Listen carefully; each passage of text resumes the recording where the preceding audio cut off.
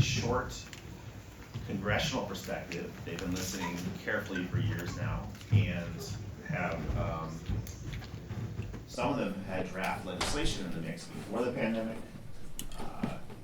through the pandemic, after the pandemic, and we asked the Chief of Staff for Robin Kelly, who addressed us here last year, to come say, okay, now that we've seen some things and we see political will growing, and we see more things like Change Healthcare, we have a proposal from HHS, we're gonna hear that next. That came out in December, but since then, Change Healthcare has happened.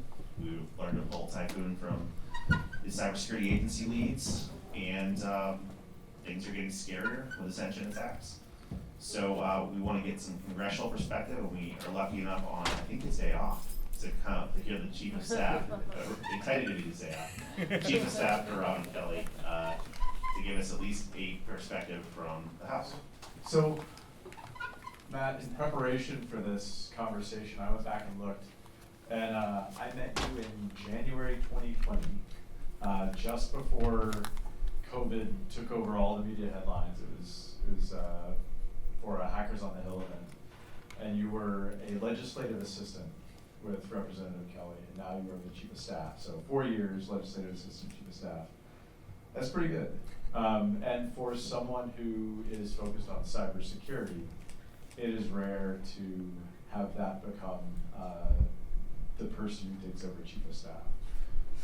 But I think that is both a testament to how focused you are on doing a good job at your job, no matter what you're given, as well as the importance that your boss puts towards cybersecurity.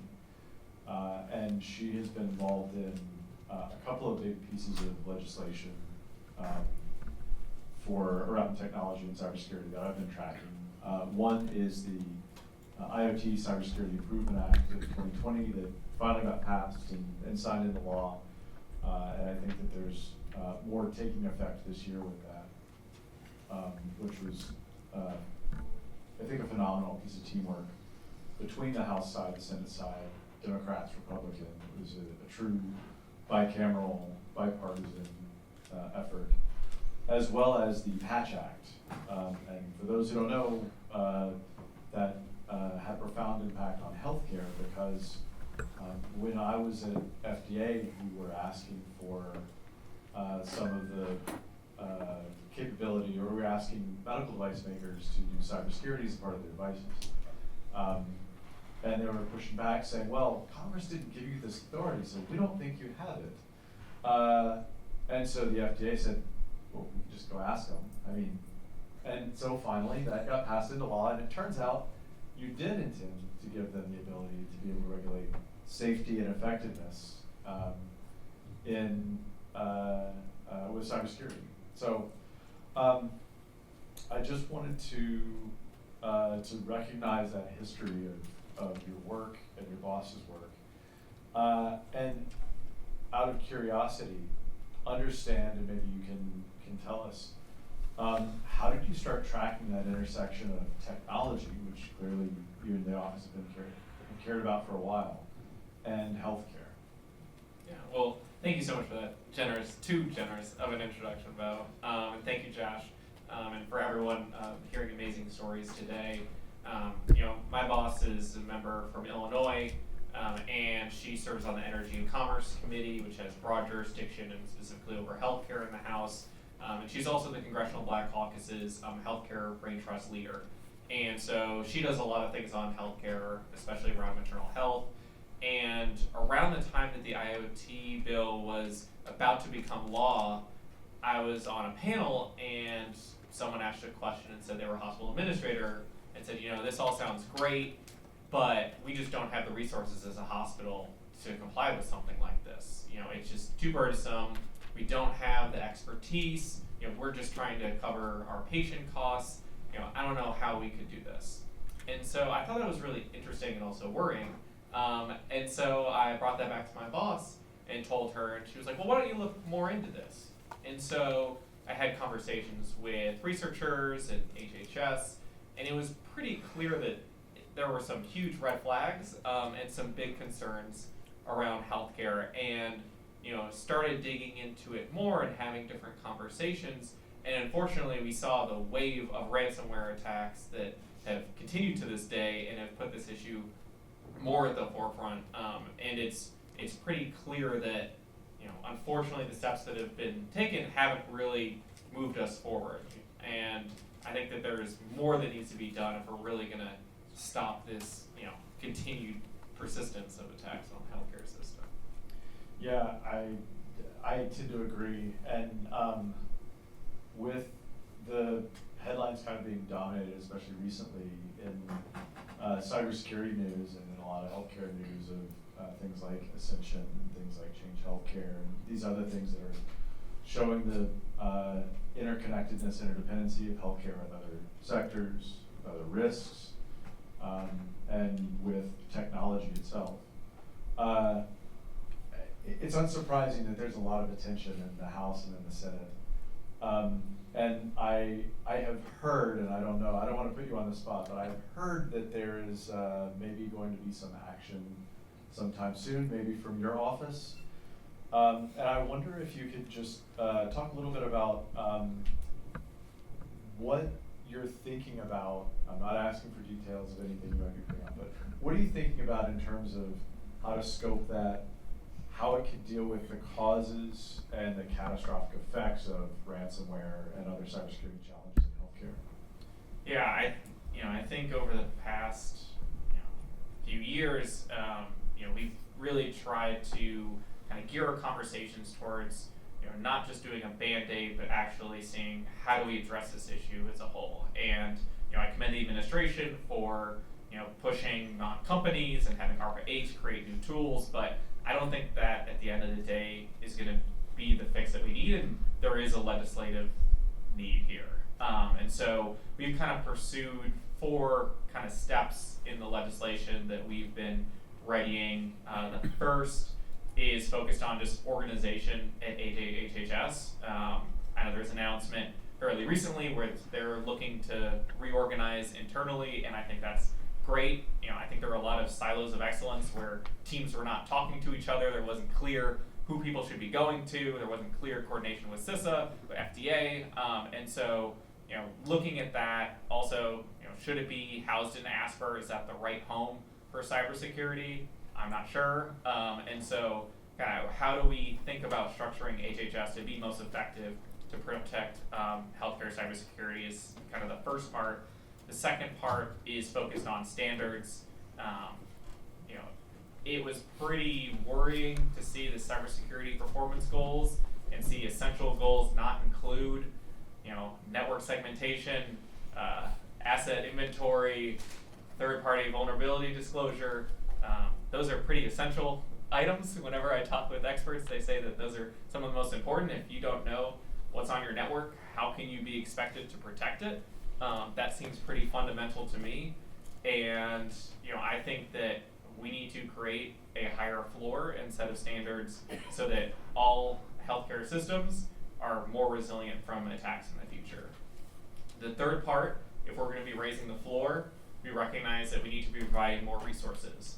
And so looking at 405D resources, we kind of wanted to target the most efficient way possible. And so looking at a grant program focused on small and medium-sized hospitals, it's about 300 beds or less, and providing a grant funds where they can use that for software, for hardware, but also for hiring talent, because that's one of the big things that we heard is we don't have the people to implement this, or we have a person who's wearing 3 hats who's this is their third responsibility is trying to protect the network, and that's just worrying. And I think that we need to be really thinking about staffing at smaller, especially rural hospitals and health centers.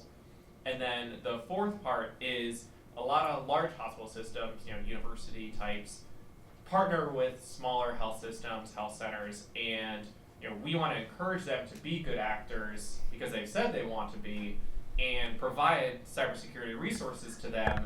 And in exchange, we'll give them liability protection so that if a hack does occur at a small, health center, they're not liable and they couldn't be sued for them getting hacked. And so we think we're trying to pursue the right balance, understanding expensing funds is always difficult in Congress, but we think we need to address kind of all four of these areas if we're really going to harden the healthcare system in this country.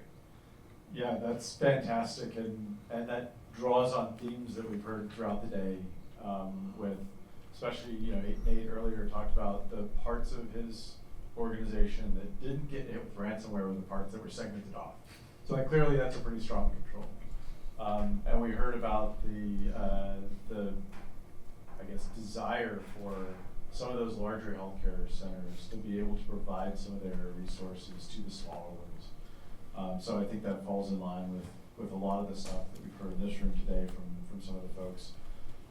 But as the security person, I am the eternal pessimist, and watching the hill from the outside, it seems like, at least from the news, there's never been a worse time to get something done. Even something as bipartisan support, bicameral support as cybersecurity, as doing something about healthcare ransomware. So what do you think the mood is like in Congress for something like this? Do you think there's a willingness to pass it? Or are some of the other factors and considerations, the broader, bigger picture things that are happening, are those going to get in the way of getting this out? I think it is, the first positive thing is, like you said, it is a bipartisan issue. I think Republicans, Democrats agree on this issue, and honestly on just the importance of healthcare. My boss recently started with Republican Troy Balderson of Ohio a digital health caucus, and part of that is to talk about the potential benefits of digital health, the different changes in the field, and specifically to educate members of Congress on what's happening in the field, because members are stretched, they're doing 10,000 different things. If you're not on the committee of relevancy, you're probably not tracking an issue. And so this was a way to kind of bring members together, have conversations, bring in experts, and kind of raise the education level across the field. And I think, we've been working on this bill, we've had some text thrown around, we've had some positive discussions with Republicans. Getting that final yes has been a little elusive, as there's been staff turnover and other priorities and shifts, but I'm confident that people are increasingly going to see that this is not going to go away. Unfortunately, with ransomware attacks, the people keep paying it, and it keeps getting headlines, and so it's just going to incentivize more people to keep trying it. And until we really take the steps necessary to address this, we're not going to see the necessary changes in the market that's going to deter actors from continuing to target healthcare, which I think last month set a record for the number of attacks in a month. So it's just an issue that we've had, I think, 2 hearings before Energy and Commerce on the House side. The Senate has had hearings. This is not an issue that's going to go away, and I think the testimony we heard today from the nurse at Ascension was very moving, and I think members of Congress would definitely be interested in hearing that perspective on the Hill. Yeah. So 2015 Cybersecurity, what was it? Information Sharing Act, I think. I forget the acronym. It's CISA 2015 called for HHS to run a cybersecurity task force. That task force finished, published in 2017. On the front page of that task force report, it said healthcare cybersecurity is in critical condition. 2017, 7 years ago now. And just recently, earlier this year, I saw that the sector published a plan that said we will emerge from critical condition in 2029. So 12 years of being in critical condition from when we recognized it. And a large part of that has been, a spotlight has been shined on that from ransomware, these ransomware attacks. As one of my friends, Tom Millar, calls it self-discovering cyber attacks, or self-discovering malware. I guess this is maybe I'll limit it, but why has it been so difficult to get action in Congress, or get traction and kind of buy-in in Congress to do something about ransomware, particularly with all the high-profile ransomware attacks? And given that this room has some pretty amazing talent, some pretty amazing insight to some of the ransomware challenges, what would you ask of this room to give to you? Well, I think, there's always issues competing for members' time, and so that makes it particularly difficult. There are a lot of different stakeholders in healthcare that make this particularly difficult to navigate. With any bill, you will hear positive things back, you will hear negative things back. Some groups are more vocal than others, and some are more represented in certain districts than in other districts. But unfortunately, what I think is true is this impacts every district. My boss's district is urban, suburban, and rural. It starts in Chicago, and it goes 150 miles south along the Indiana border, and it includes over 2,000 farms. And we have some very rural areas where, if one, health center went down, it would be very critical, and people would have to bypass and drive for hours to receive their care. And I think that is true in a lot of parts of the country, and it's one of those unfortunate things where it probably is going to have to happen to more people before they realize and prioritize it as an issue for them. For these issues generally, whenever you're talking about funding, that produces some heartache for some on the other side of the aisle. We've been in talks with appropriators because if you're moving funds around within an agency for their reorganization, you want to make sure the funds are going in the right places as well. And in terms of trying to just move this issue forward, it took 5 years for us to get past the IoT Cybersecurity Improvement Act. It's not you introduce a bill and it becomes law immediately. The first version of a bill you introduce is not the version of the bill that's going to become law. I hope this doesn't take 5 years to move this discussion, so we aren't actually at 29 when we're, when we actually can get this bill passed into law, hopefully. But the legislative process does take some time, and there are people, in the House and the Senate who do take these issues very seriously and who are wanting to move it forward. And to the people in the audience, I will say, please let me know, let our team know, what is the actual truth on the ground, because it is very helpful to hear the personal stories, how hospitals, how health networks are set up, and what we should be knowing and what we're not hearing, because we don't know what we don't know. So we always value your feedback and knowing what we should be tweaking, where you think there needs to be more emphasis. So please engage with us. I've had a member of our team here today since I haven't been able to be here the whole time. So don't be shy. And in general, don't be afraid to talk to your members of Congress. Let them know that this is an issue, that this is something important, that this is something they should be caring about and prioritizing. Because if they don't hear about it from people, they won't know. During the Change Healthcare attack, my boss was getting texts from providers in her district saying, "Oh my God, do you know about this? Why isn't Congress doing something?" When members of Congress are getting those texts, they immediately turn to their staff and say, "Why didn't you tell me about this?" So please, use your voice, talk to your members, and that's really going to be the only way that we can move this forward at a quick pace and get some real change. But thank you, Bo. All right, Matt, thank you. And we're running a little bit late, so we don't have any time for questions. But everybody, thank Matt McMurry for coming out and